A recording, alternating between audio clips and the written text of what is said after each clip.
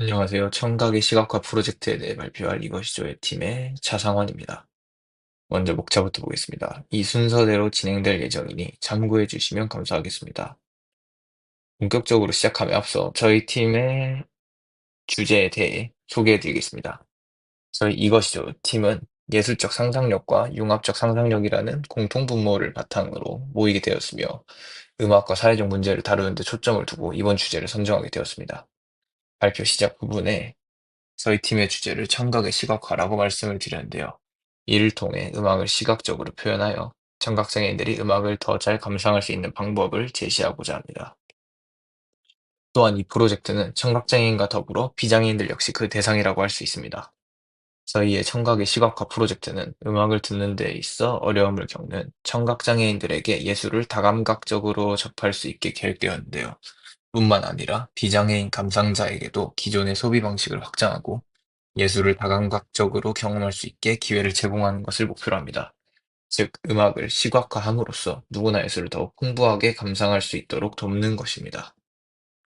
저희 이것이죠가 이 주제를 선택하게 된 이유는 음악을 통한 사회적 문제 해결이라는 큰 주제 아래 많은 고민을 거쳤기 때문입니다. 특히 음악 청취에 있어 불편함을 겪는 청각장애인을 위한 새로운 접근 방식을 찾고자 했습니다. 그 결과 음악과 관련이 있는 명화를 추천해 줌으로써 음악의 분위기나 감정 등을 더 잘 전달할 수 있지 않을까 하는 아이디어를 떠올리게 되었고, 그것이 바로 청각의 시각화 프로젝트의 출발점이 되었습니다. 저희는 저희 프로젝트의 가능성을 분석하기 위해 PMI 기법과 마인드맵을 활용했습니다. 먼저 플러스 요소, 즉 프로젝트의 장점에 대해 말씀드리겠습니다. 첫째, 시각과 청각의 결합을 통한 다감각적인 예술 감상 방식을 제공할 수 있다는 점입니다. 둘째, 청각장애인들에게 색다른 예술적 경험을 선사할 수 있다는 점이 있습니다. 물론, 기술 구현의 어려움이나 명화 추천에 있어 주관성이 더해질 수 있다는 문제점도 있지만, 예술과 과학의 융합을 통해 사회적 인식 변화를 이끌어낼 수 있는 가능성이 크다고 판단하였기 때문에 이 프로젝트의 기대 효과는 매우 긍정적일 것이라고 봅니다.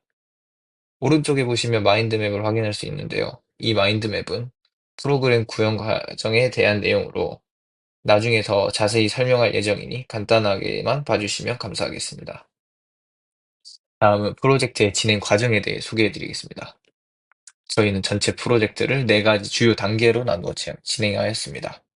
첫 번째 단계는 색감 팔레트와 명화들의 매칭 작업입니다. 그 다음으로는 사용자 선택 기반 음악 장르에 맞는 색감 팔레트를 바탕으로 명화를 추천해주는 어플을 구상하는 단계를 거쳤습니다. 세 번째로는 단편적인 방식으로만 예술을 감상하는 사회적 인식을 관찰해내어 청각장애인에게 더 획기적인 예술 감상법을 제시할 방법을 고민했습니다. 마지막 단계는 이 프로젝트의 의도와 맞게 명화와 음악을 다감각적으로 연결할 수 있는 어플리케이션 구현이었습니다. 조금 더 세부적으로 들어가 보겠습니다. 첫 번째 단계였던 음악 장르의 특성을 표현하는 색감 팔레트를 선정하는 과정과 이를 바탕으로 명화를 매칭하는 데이터 작업에 대해 설명해 드리겠습니다. 저희는 색상과 음악 간의 관계를 분석하여 각 음악 장르가 가지는 특성이 색상에 미치는 영향을 파악했습니다. 예를 들어, 보편적으로 빠른 리듬과 경쾌한 멜로디를 가진 음악은 노란색과 같은 밝고 활기찬 색상으로 표현될 수 있고, 느리고 차분한 음악은 파란색과 같은 고요한 색으로 시각화될 수 있습니다. 이렇게 색감을 통한 음악의 시각화가 중요한 이유는 우리가 시각 이미지를 인식할 때 가장 먼저 주목하는 것이 바로 색채이기 때문입니다. 색감은 감정을 직관적으로 전달하는 강력한 도구로 각 색상이 주는 분위기나 감정을 어떻게 표현할지에 대한 고민은 매우 중요합니다. 또한 색상에는 일반적으로 인정된 상징성이 존재합니다. 예를 들어, 빨간색은 열정과 에너지를, 파란색은 차분함과 평화를 나타내는 상징적인 의미가 있습니다. 이러한 특성은 영화나 사진, 디자인 등에서 널리 사용되고 있죠. 그리고 저희가 참고한 논문에 있는 연구에 따르면 음악과 색상 사이에 명확한 연관성이 있다는 결과가 도출되었다고 합니다. 따라서 저희는 색감이 음악을 보이지 않는 음향에서 보이는 이미지로 변환시킬 수 있는 가장 직관적인 방법이라고 판단하였고, 이를 시각화의 주요 도구로 색감 팔레트를 활용하고자 했습니다. 이러한 연구 결과나 논문들을 바탕으로 다양한 음악 장르에 어울리는 38가지의 색감 팔레트를 저희 어플리케이션의 기초로 결정했습니다. 이제 두 번째 단계인 어플리케이션 계획에 대해 소개하겠습니다. 앞서 저희가 말했듯 저희가 상상한 어플리케이션은 명화 추천 어플리케이션입니다. 저희가 생각한 구형 과정은 다음과 같습니다. 먼저 각 음악 장르를 표현하는 색감을 앞서 소개해드린 38가지 색상 팔레트를 이용해 선정합니다. 또 그 팔레트와 맞는 유명 명화들을 매칭하는 데이터 작업을 진행합니다. 마지막으로 사용자가 원하는 음악 장르를 선택하면 앞서 언급한 데이터 작업을 거친 색감 팔레트가 매칭되어 있는 명화를 추천해주는 것이 구형 과정입니다. 저희는 멜로디를 기준으로 색감 팔레트를 선정했는데요. 그 이유는 다음과 같습니다. 첫째, 음악의 감정적인 부분을 직관적으로 표현할 수 있다고 판단했기 때문입니다. 가사를 기준으로 색감 팔레트를 선정한다면, 예를 들어 가사는 밝지만 멜로디는 슬픈 경우 등 여러 가지로 예상되는 문제가 있었어서 멜로디가 더 감정적인 부분을 잘 나타낼 수 있을 것이라고 보았습니다. 둘째, 멜로디와 특정 감정의 연결을 색으로 표현할 수 있기 때문입니다. 앞서 색감 팔레트의 선정 기준을 말씀드릴 때 잠깐 언급했던 연구 내용이 있었는데요. 이 연구에서는 실험 참가자들에게 가사가 있는 음악뿐만이 아니라 클래식이나 전자음악 등 가사가 없는 다양한 장르들의 음악을 들려준 후 그 음악과 맞다고 생각되는 색상을 참가자들에게 선택하게 했습니다. 이를 보면 가사보다는 멜로디가 감정과의 연결을 색으로 표현하는 데 더 적합하다는 결론을 낼 수 있습니다. 또 언어의 제약이 없다는 점과 멜로디의 높낮이, 박자 등을 수치화하여 색상 매칭 알고리즘에 적용할 수 있다는 점 역시 멜로디를 기준으로 색감 팔레트를 선정한 이유입니다. 그래서 저희는 어플리케이션 이름을 모두의 도슨트라고 결정했습니다. 도슨트란 미술관이나 박물관 등에서 일반 관람객들에게 작품, 작가, 그리고 각 시대의 미술의 흐름 따위를 설명하여 주는 사람을 말합니다. 저희 어플리케이션은 청각장애인이 주요 대상이지만 일반인들 역시 사용이 가능하기 때문에 모두의 도슨트라는 이름이 적합하다고 생각해서 이렇게 이름을 결정하게 되었습니다. 하지만 모든 명화들과 음악들을 일일이 연결짓는 것은 어렵기 때문에 범위를 줄여서 특정 미술관에 있는 명화들을 잘 나타낼 수 있는 음악들과 색감 팔레트를 매칭시키자고 계획을 변경하게 되었습니다.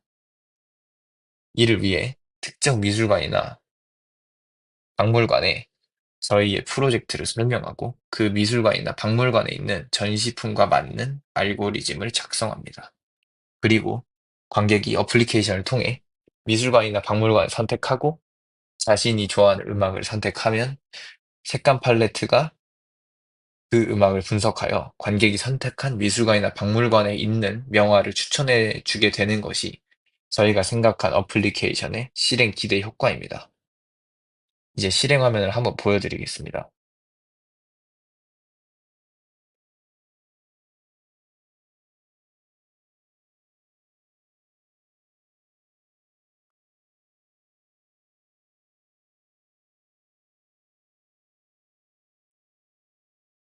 그리고 음악을 선택해서 명화를 추천받는 것이 아니라 반대로 명화를 선택해서 음악을 추천받을 수도 있습니다. 또 이 어플리케이션에 미술관이나 박물관에 대한 다양한 정보를 제공하는 추가적인 기능도 넣어 보았습니다. 이제 기대 효과에 대해 설명해 드리겠습니다. 먼저 감각적인 몰입 경험을 제공할 수 있습니다. 미술관과 저희의 프로그램이 조화를 이루어서 관객의 정서적인 반응을 불러일으킴으로써 더욱 몰입할 수 있는 예술 경험을 제공할 수 있습니다. 두 번째로 예술관의 경계를 허무는 것입니다. 미술과 음악이라는 두 장르를 하나로 연결시킴으로써 열린 시야를 제공할 수 있습니다. 또한 다양한 예술 분야를 함께 이해하고 즐길 수 있다는 장점도 있습니다. 세 번째로 앱을 통한 수익 창출입니다. 이 프로젝트를 진행함으로써 미술관이나 전시회의 앱 이용료를 통한 수익을 창출할 수도 있습니다. 마지막으로 미술관의 인지도 증가 역시 저희가 생각한 기대 효과입니다. 그리고 저희는 프로젝트 진행 과정에서 아래와 같은 문제들을 겪었습니다. 처음에 AI를 활용한 어플리케이션을 만들자고 계획을 했지만 알고리즘 구상과 AI 시스템의 구체화에 있어서 현실적으로는 실현이 어렵다고 판단하여 포기하게 되었습니다. 또한 음악과 명화를 어떻게 분류해야 할지 그 기준을 정하는 데 있어서 어려움을 겪었고, 청각장애인 중에서도 완전히 들리지 않는 분들이나 아니면 소리가 어느 정도는 들리는 분들도 있기 때문에 다양한 청각장애인 유형을 고려해야 한다는 어려움도 있었습니다. 하지만 이러한 문제들을 바탕으로 기존보다 더 다양한 관점으로 사고할 수 있는 경험을 하게 되었고, 이를 바탕으로 더욱 성장할 수 있게 되었습니다. 네, 이상으로 이것이조의 발표를 마치겠습니다. 지금까지 들어주셔서 감사합니다.